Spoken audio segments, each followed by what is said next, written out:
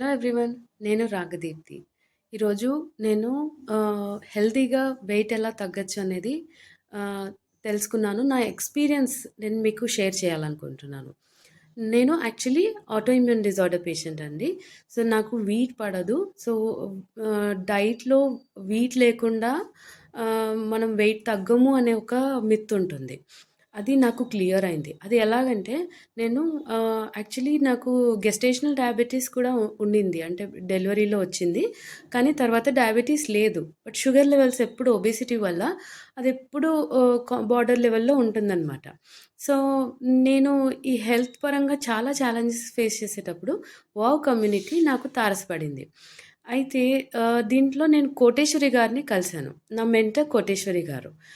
కానీ కోటేశ్వరి గారు నాకు మొత్తం ప్రాబ్లమ్స్ అన్నీ క్షుణ్ణంగా తెలుసుకొని ఈచ్ అండ్ ఎవ్రీథింగ్ ఆ ప్రాబ్లమ్‌కి తగ్గట్టుగా మొత్తం ఫుడ్ ప్లేట్ డిజైన్ చేసి నేను ఏది తింటే హెల్తీగా అవుతాను, వెయిట్ తగ్గుతాననేది ప్రాపర్‌గా డిజైన్ చేసి నా 20 డేస్ అయిందండి నేను జాయిన్ అయ్యి. నమ్మరు 20 డేస్‌లో ఐ హావ్ ఎక్స్‌పీరియన్స్‌డ్ లాట్.